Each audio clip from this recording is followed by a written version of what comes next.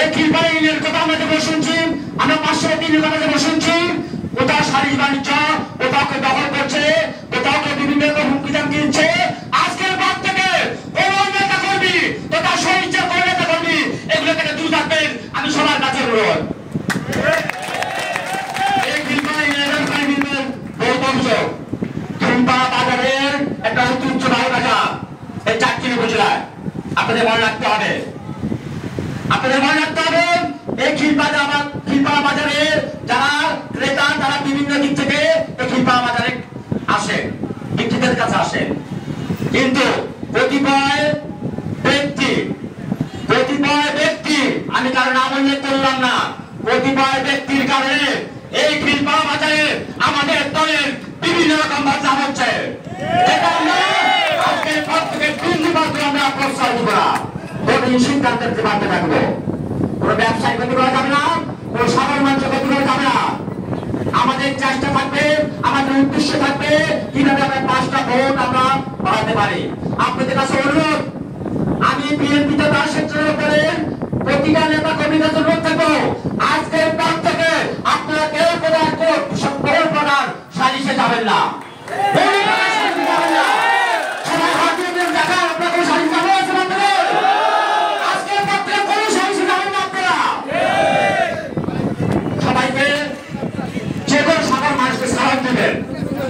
আপনার ওই ব্যক্তি আপনার ব্যবহার থেকে এদেশের মানুষ, সাধারণ মানুষ এ দলের প্রতি আকৃষ্ট হবে।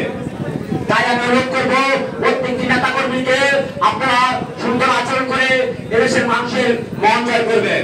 আমাদের টার্গেট থাকবে সামনের জাতীয় নির্বাচনে, ভোটাধিকার আদায়ের নির্বাচনে আমাদের এই আসন থেকে জাতীয় শিক্ষকের প্রার্থীকে আমরা বিপুল ভোটে জয়লাভ করার। কিন্তু ইনশাআল্লাহ আমরা বলেছি সামনের নির্বাচন বর্তমান করে আমাদের বাংলাদেশে স্বাধীনতার প্রতি, স্বাধীনতা সার্বভৌমত্বের প্রতি আগামী কারণে অহংকার যারা তাই প্রমাণ করেছেন।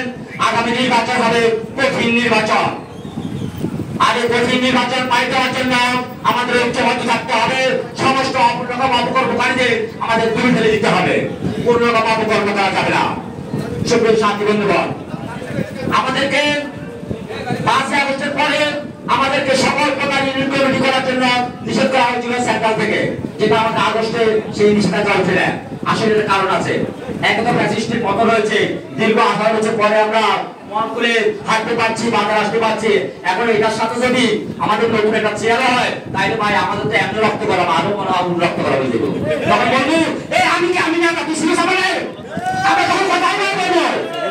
তাই আমাদের ইউনিট কমিটিগুলো তখন স্থির হচ্ছিল, কিন্তু আমাদেরকে বিভিন্ন ভাবে নেতারা বলেছেন গত 14 আগস্ট আমাদের জেলাতে যে মিটিং হয়েছে, সেন্ট্রাল নেতৃবৃন্দ ছিল, ওনারা টাইম দিয়ে দিয়েছেন আমাদের 1 সপ্তাহের মধ্যে আমাদের প্রত্যেকটি ইউনিটে কর্মী সভা করে পরের সপ্তাহে আমরা কমিটি জমা দেব প্রস্তাব আকারে জেলাতে।